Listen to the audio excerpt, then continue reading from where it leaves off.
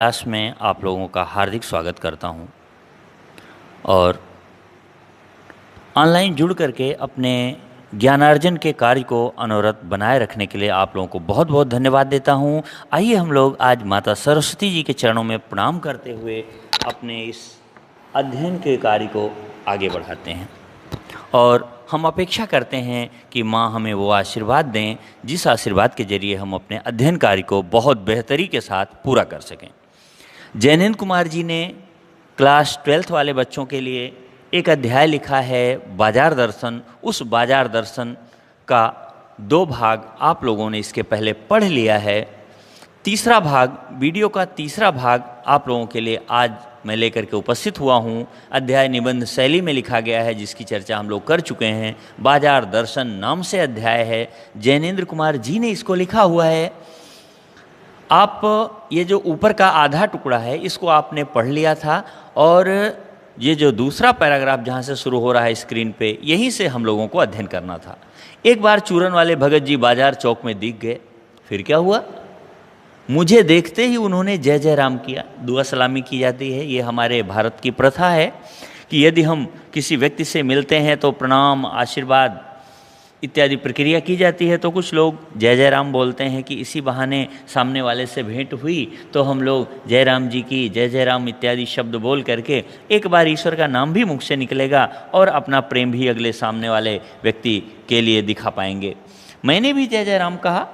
उनकी आंखें बंद नहीं थीं। मैंने देखा कि ऐसा नहीं है कि बाजार में वो आंख बंद करके चल रहे हैं, कुछ भी नहीं देख रहे हैं। ऐसा कुछ नहीं, ऐसी कोई परिस्थिति या ऐसी कोई विपरीत अवस्था उनके साथ नहीं थी। और न उस समय वह बाजार को किसी भांति कोस रहे मालूम होते थे और चेहरे पे ऐसा भी भाव नहीं था कि लगे कि वो बाजार को कोस रहे हैं। ओह, मेरे पास क्यों नहीं पैसा है, मैं क्यों नहीं ये चीज़ें खरीद सकता, मैं क्यों अच्छे घर में पैदा नहीं हुआ, फिजूल खर्ची मैं क्यों नहीं कर पा। ऐसा कोई भी कोसने जैसा भाव नहीं था, जैसा कि हमारे मन में अक्सर होता है, अरे बाजार में ये बेहतर चीज़ है, मेरे पास नहीं है, काश मैं भी इस लायक होता तो खरीदता। ऐसे कोई भी भाव मैंने चूरन वाले भगत जी के चेहरे पे नहीं देखे। राह में बहुत लोग, थोड़ा ऊपर से पढ़ लीजिए, बाजार को किसी भांति कोस रहे मालूम नहीं होते थे। राह में बहुत लोग, बहुत बालक मिले जो भगत जी द्वारा पहचाने जाने के इच्छुक थे। लोग चाहते थे भगत जी एक बार हमको पहचान लें, हमसे भी बोल दें। भगत जी ने सबको ही हंस कर पहचाना, बड़ी खुशी के साथ। जो कोई मिला, अरे वाह भाई, कहाँ हैं, क्या कर रहे हैं, कैसे आना है यहाँ पे, इत्यादि बातें बोल करके जैसे हम लोग किसी को पहचानते हैं, वैसे ही भगत जी भी आने जाने वालों को, जो लोग चाहते थे भगत जी मुझे पहचाने, उन लोगों को पहचान भी रहे थे, हंसकर उनसे मिल भी रहे थे। चेहरे पर बिल्कुल खुली हंसी थी। कोई भी ऐसा भाव नहीं था कि वो बाजार से या लोगों से या अपनी आर्थिक स्थिति से जरा भी परेशान है, ऐसा कोई भाव उनके चेहरे पे नहीं दिख रहा था। सबका अभिवादन लिया और सबको अभिवादन किया, सबसे प्रणाम इत्यादि प्राप्त किया, अभिवादन प्राप्त किया। यानी जो भी लोगों ने जय राम या दुआ सलामी की, सबके साथ अभिवादन प्राप्त भी किया और लोगों को अभिवादन किया भी। इससे तनिक भी यह नहीं कहा जा सकेगा कि चौक बाजार में होकर उनकी आंखें किसी से कम खुली हुई थीं। अर्थात ऐसा नहीं था कि वो आंख बंद करके चल रहे थे इसलिए बाजार की चीज़ों के प्रति उनके मन में पाने की इच्छा नहीं थी, बल्कि आंखें खुली थीं, लेकिन बाजार के प्रति वो कृतज्ञ थे। बाजार के प्रति उनके मन में आशीर्वाद था। बाजार की चीज़ों को पाने का कोई लालच नहीं था, लेकिन भौचक्के हो रहने की लाचारी उनमें नहीं थी। वे भौचक्का नहीं थे, अरे ये कैसे यहाँ पे है, मेरे यहाँ नहीं, ऐसे वो भौचक्का माने आश्चर्यचकित होना। उनके अंदर ऐसी कोई आश्चर्यचकित जैसी भावना नहीं थी कि उनके पास वो सामान क्यों नहीं है। व्यवहार में पसोपेश उन्हें नहीं था, यानी उनके व्यवहार में ऐसी कोई मजबूरी, समस्याप्रद भाव नहीं था जिससे पता चले कि उनको भी बहुत सारी चीज़ों के पाने का लालच है। और खोए से खड़े नहीं वह रह जाते थे। वे ऐसे नहीं खड़े, मान लो खोए हैं, क्या करूं, क्या लूं, क्या न लूं। जैसे आप 2 जन को देख चुके हैं, एक जन इतना सामान लाए कि पैसे रेलवे के किराए तक के नहीं बचे, एक जन बिल्कुल कुछ नहीं लेके आए, क्योंकि एक सामान लेते तो बहुत सामानों को न लेने का दुख होता। ऐसे दोनों में से कोई भाव इनके अंदर नहीं थे। भांति भांति के दूसरी लाइन से है, भांति भांति के बढ़िया माल से चौक भरा पड़ा हुआ है। तमाम प्रकार के, भांति भांति के, नाना प्रकार के बढ़िया से बढ़िया माल, बढ़िया से बढ़िया सामान चौक में, पूरे बाजार चौक में, चौराहे पे भरा पड़ा हुआ है। उस सब के प्रति अप्रीति, उनमें किसी के प्रति भी इनके मन में प्रेम नहीं, इस भगत के मन में नहीं है। जैसे उस समूचे नाव के प्रति भी, जैसे उस समूचे, यहाँ कुछ शब्द गलत लिखा हुआ है, जैसे उस समूचे बाजार के प्रति भी उनके मन में आशीर्वाद हो सकता है, विद्रोह नहीं, प्रसन्नता ही भीतर है, क्योंकि कोई रिक्ति भीतर नहीं, इनके अंदर खाली स्थान नहीं, मन खाली नहीं है। ऐसा नहीं है कि मन को बहुत सारी चीज़ों को पाने की चाह घेरी हुई है। अगर ऐसा होता तो ये भौचक्के हो रहते, आश्चर्यचकित होते, फिजूल खर्ची करते, सामानों को ले जाते, और जब वो चूरन बेचने जाते तो केवल 6 पैसे का, 6 आने का नहीं बेचते, वो व्यापारी के रूप में उभर के आते। देखता हूँ कि खुली आँख, तुष्ट और मग्न, मन की हालत, मन ने आँखों को खुलने के लिए स्वतंत्र छोड़ा है, संतुष्ट हैं, मगन हैं, मग्न को स्पष्ट करिए, मगन हैं, गदगद हैं, कोई दुख नहीं है। वह चौक बाजार में से चलते चले जाते हैं, आगे बढ़ते जाते हैं, राह में बड़े बड़े फैंसी स्टोर पड़ते हैं, पर पड़े रह जाते हैं, किसी की तरफ इनकी लालच वाली निगाह नहीं उठती है। रुकते हैं तो एक छोटी पंसारी की दुकान पर रुकते हैं। कहाँ रुके जाके? एक पंसारी है, पंसारी की दुकान माने आयुर्वेद की दवाएं जहाँ मिलती हैं, जड़ी बूटियाँ जहाँ मिलती हैं, ऐसी भी दुकानें बाज़ार में होती हैं, उन दुकानों को पंसारी की दुकान कहते हैं। उस पंसारी की दुकान पर जाके रुकते हैं। क्यों? क्योंकि इनके चूरन बनाने की सामग्री उस दुकान पर ही मिलने वाली है। ये उन्हीं सामानों को खरीद रहे हैं जिन सामानों के बगैर इनका काम नहीं चलने वाला है, इनका रोजी रोजगार जिससे बंद हो जाएगा अगर वो सामान नहीं मिलेगी, इसलिए पंसारी की दुकान पे जाके रुक जाते हैं। दूसरी लाइन से पढ़िए, यहाँ 2-4 अपने काम की चीज ली और चले आते हैं। 2-4 अपने काम की सामान ले लिए हैं और वापस चले आते हैं। बाजार से हठ पूर्वक विमुखता उनमें नहीं है। बाजार से हठ पूर्वक विमुखता, यानी ये इनका विमुख होना ऐसा नहीं है कि वो बाजार से अपने आप को हटा लिए हैं, बाजार नहीं जाना चाहते हैं, या ऐसे कोई भी भाव इनके अंदर नहीं। लेकिन अगर उन्हें जीरा और काला नमक चाहिए तो सारे चौक बाजार की सत्ता उनके लिए तभी है, तभी तक उपयोगी है जब तक वहाँ जीरा मिलता है।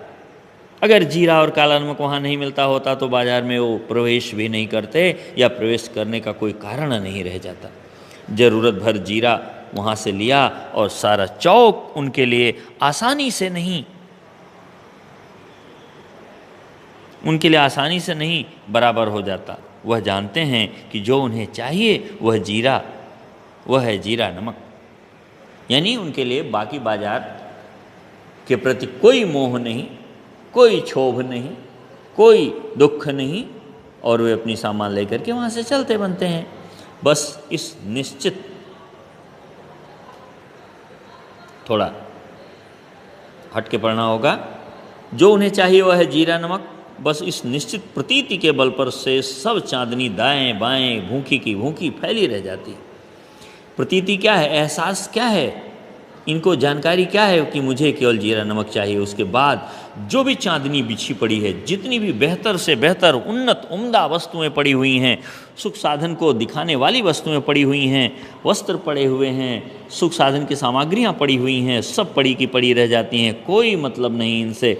उनकी भूख रह जाती है, यानी बाजार में जिन चीज़ों का आकर्षण बहुत अधिक है वो चीज़ें वहीं की धरी रह जाती हैं, उनसे इनका कोई मतलब नहीं है। क्योंकि भगत जी को जीरा चाहिए, वह कोने वाली पंसारी की दुकान से मिल जाता है और वहाँ से सहज भाव में ले लिया गया है। इसके आगे आस पास अगर चांदनी बिछी रहती है तो बड़ी खुशी से बिछी रहे। भगत जी उस बेचारी का कल्याण ही चाहते हैं, यानी भगवान भला करे, जिन लोगों को इनकी बहुत ज़रूरत है उन लोगों के लिए सामाने जाए। मुझे नहीं चाहिए क्योंकि मुझे इनकी आवश्यकता नहीं है, मेरा खर्चा करना इनके प्रति कदापि उचित भी नहीं है, मुझे चाहिए भी नहीं। मन भरा है, जेब अगर मन भरा हो, जेब खाली भी हो भरी भी हो तो कोई फर्क नहीं पड़ता, लेकिन अगर मन भरा है और जेब खाली है तो भी आप सुखी हैं। मन भरा है, जेब भरी है तो भी आप सुखी हैं। मन खाली है, जेब भी खाली है तो आप परम दुखी हैं। मन खाली है, जेब भरी है तो आप जमकर खरीदारी करेंगे और बाजार को सार्थकता नहीं दे सकेंगे। यही आपके लेखक बताना चाहते हैं। जहां मुझे ज्ञात होता है कि बाजार को सार्थकता भी वही जहां मुझे ज्ञात होता है कि बाजार को सार्थकता भी वही मनुष्य देता है, यानी बाजार उसी के लिए सार्थक है और वह मनुष्य बाजार के लिए सार्थक है जो मनुष्य जो जानता है कि वह क्या चाहता है। उसे पता तो हो मुझे क्या चाहिए, क्या खरीदना है, क्या नहीं। और जो यह नहीं जानते वे क्या चाहते हैं, अपनी परचेजिंग पावर के गर्व में अपने पैसे से केवल एक विनाशक शक्ति लाते हैं, अर्थात दुख उत्पन्न करने वाले कारण उत्पन्न कर देते हैं। अच्छी खासी खरीदारी करते हैं, पैसे को पानी की तरह बहाते हैं और जब कोई समस्या आती है तो उसी पैसे के लिए परेशान होकर के इधर उधर लोगों से अपनी समस्या बताते फिरते हैं, अपने बजट को बिगाड़ लेते हैं या अलानाह की सामान ला करके घर को भर लेते हैं।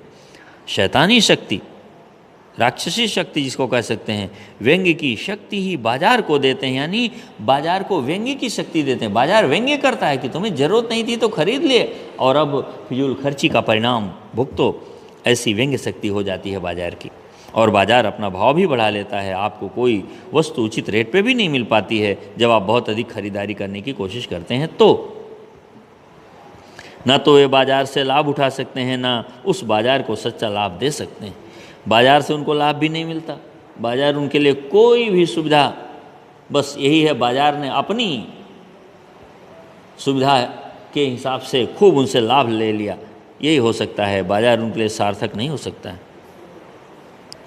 वे लोग बाजार का बाजारूपन बढ़ाते हैं। बाजार का बाजारूपन क्या है? बाजार तो चाहता है कि मैं अधिक मात्रा में आपके घर पहुंचूं, चाहे उससे आपका बजट बने या बिगड़े। आपसे अधिक मात्रा में पैसे वसूल लूं। यदि आप कम से कम वस्तुएं लेंगे तो वही वस्तुएं उचित मूल्य पर आपको उपलब्ध होंगी, क्योंकि डिमांड बढ़ते ही मूल्य बढ़ना स्वाभाविक है। जिसका मतलब है कि कपट बढ़ाते हैं, बाजार छल कपट करता है। उसी वस्तु की मांग ज़्यादा हो गई तो दाम बढ़ा देगा और वही वस्तु आपको अधिक दामों पे मिलने लगेगी। अगर सारे लोग इस चीज़ को नियंत्रण कर लें तो फिर आपको उचित मूल्य पर उचित वस्तु प्राप्त होती रहेगी। बाजार का बाजारूपन नहीं बढ़ेगा, बाजार आपके लिए सार्थक होगा और आप बाजार के लिए सार्थक हो जाएंगे। जिसका मतलब है कि कपट बढ़ाते हैं। कपट की बढ़ती का अर्थ परस्पर में सद्भाव की घटी। अगर कपट बढ़ा तो आपस में प्रेम घटता है, सद्भाव घटता है। इस सद्भाव के हाथ पर आदमी आपस में, इस सद्भाव के कारण आदमी आपस में भाई भाई सुहृद माने, हार्दिक चहेते लोग, मित्र इत्यादि और पड़ोसी फिर नहीं रह जाते। अर्थात जब बाजार का में सद्भाव खत्म होता है तो आप पड़ोसी हैं, आप रिश्तेदार हैं, इसका कोई मतलब नहीं रह जाता। बाजार केवल लाभ लेना चाहती है, किसी को भी ठगती। और लोग ऐसी परिभाषा बोलते हैं कि शेर अगर जीवों पे दया करने लगा तो भूखों मर जाएगा। अगर हम किसी परिचित के लिए 2 पैसा छोड़ने लगे तो बाजार या दुकानदारी हमारी खराब हो जाएगी। हर ग्राहक हमारे लिए ग्राहक ही है, सबको एक भाव से देखना है।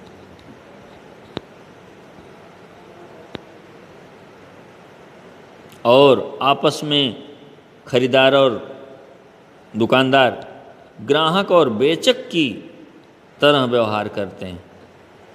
कोई मतलब नहीं, आप परिचित हैं, कुछ भी हैं, हमको लाभ लेना है तो हम लेंगे। मानो दोनों एक दूसरे को ठगने की घात में हों। खरीदार चाहता है कि हम कैसे इससे छुड़ा लें, दुकानदार चाहता है कितने ज़्यादा हम इससे ऐंठ लें। एक की हानि में दूसरे को अपना लाभ दिखता है और यह बाजार का बल्कि इतिहास का सत्य माना जाता है। यानी दुकानदार का ये फर्ज है कि आने वाले ग्राहक को जाने न दे, उसको अपनी सामान बेच ही ले।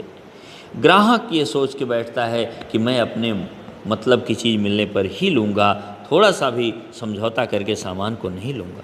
ऐसा नहीं होना चाहिए। ऐसे बाजार को बीच में लेकर लोगों में आवश्यकताओं का आदान प्रदान नहीं होता। ऐसा बाजार जो है आवश्यकताओं के कारण खरीदारी और बिक्री नहीं करते हैं, बल्कि शोषण होने लगता है, बल्कि नाजायज लाभ लिया जाता है, अगले को ठगा जाता है, शोषण किया जाता है। तब कपट सफल होता है और कपट व्यवहार सफलता प्राप्त करता है और निष्कपट व्यक्ति शिकार हो जाता है।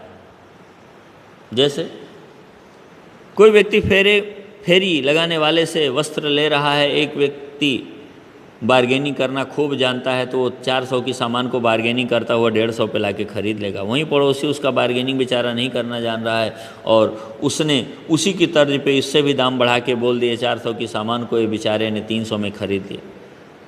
तो सीधी सी बात है, निष्कपट जो है वो शिकार हो जाता है और जो कपटी व्यक्ति होता है वो सफल हो जाता है।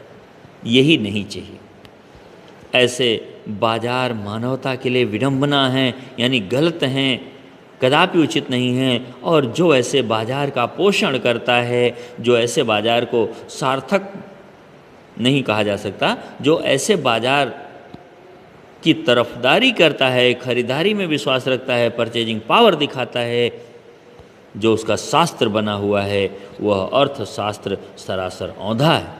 और जो लोगों का विचार है कि ये शास्त्र है, बाजार को आकर्षण के द्वारा बाजारूपन बाजार का बढ़ाया जाए, अगर ये ऐसा कोई अर्थशास्त्र है, ऐसा कोई बाजार के बारे में विचार है, तो औंधा यानी सरासर गलत है। औंधा होना यानी मुंह के बल गिरना औंधा होना कहलाता है। औंधा सोना, औंधा गिरना कदापि उचित नहीं है। तो ऐसा अर्थशास्त्र ही औंधा है, यानी ऐसा अगर नियम कुछ लोगों के दिमाग में है तो सरासर गलत है।